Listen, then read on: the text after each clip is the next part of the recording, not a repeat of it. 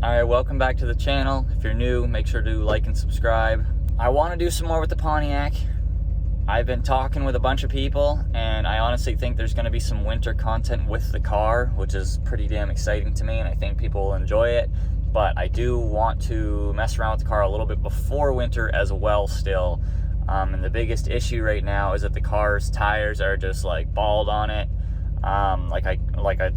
Towards the point where if I try to drive it again, the tires might pop, and then we're in kind of a worse predicament. So I can change the tires over myself. The car's an hour away though, and the place that the car is at, there's no power like on that, like there's no power at all in that lot, in that area, or around the area for me to use. And I can take the wheel off the car, dismount the tire, and get the new one completely on without power. But the problem is that I need my air compressor to put air in it and seal the bead when I'm done. So I need to be able to power my air compressor, and there's no power there. So right now I am running to the store to get a power inverter for my truck. Pretty much it converts like the power from the truck into an actual system where I can plug my air compressor in and power it straight directly from the truck. So then I will be able to go up, switch my tires over with nothing but my pickup truck and what I've got in the bed. All right, I'm pretty excited now. Got some goodies.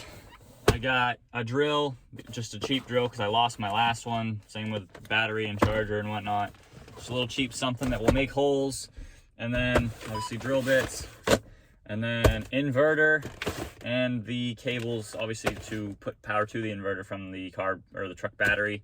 So I'm pretty excited. Once I hook all that up, I have to figure out where I'm gonna put the inverter. Police. I gotta figure out where I'm gonna put the inverter. I wanted to put it like under the hood so that it wasn't, I don't know. These cables are 6 feet long, so I could put it somewhere in the bed if I wanted. I just wanna find a spot that is just like the easiest to get to pretty much, and obviously plug stuff in to work and do whatever I have to do. But that should be pretty damn exciting because then I can do everything from my truck. I do want to try to hook up double batteries because I had 2 Optima batteries in the Suburban, and obviously I took both of them out because it was like $700 for both batteries, so I didn't want to give those away with the truck. So one of the Optimas is under the hood right now, and the other one is just sitting here because for some reason this truck doesn't take 2 batteries. Like every truck I've ever had, there's always 2. There's one on the driver's side and one on the passenger side. This one doesn't have one on the passenger side, but I know that you can add them. Like pretty much you just add a battery pan on the passenger side, put that over there, and then I think you just, I'd have to do research obviously, but I think you just connect, like both of them have to have negative to negative and positive to positive. All right, so I was excited, and now I'm very, very excited because got me a new toolbox set. Not really a good, I mean, the brand isn't horrible, I guess. It's not Harbor Freight, but it's also not Snap-on, so. But I'm just gonna take a clip in a second to show you guys the tools that I've been working with for the past like 3 years. And now I've got just like an entirely new set that's all in order, all there. It's not rusty, like, just here. This is the toolbox I've been dealing with. This is the one now.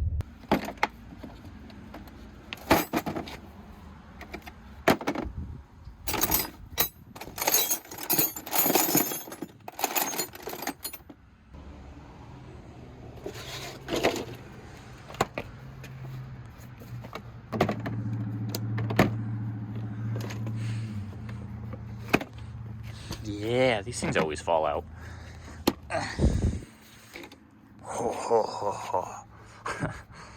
That's better. Look at that. It says your power level, 3 different plugins plus a USB. You got on-off switch right there. The whole thing is just like a heat shield. 2 fans on the back for double cooling. Smells brand new. Wow, those things are frigging thick, dude. Like the thickest wires I've ever used for anything in my life. Wow. Big boys. So threw it on real quick just to test it.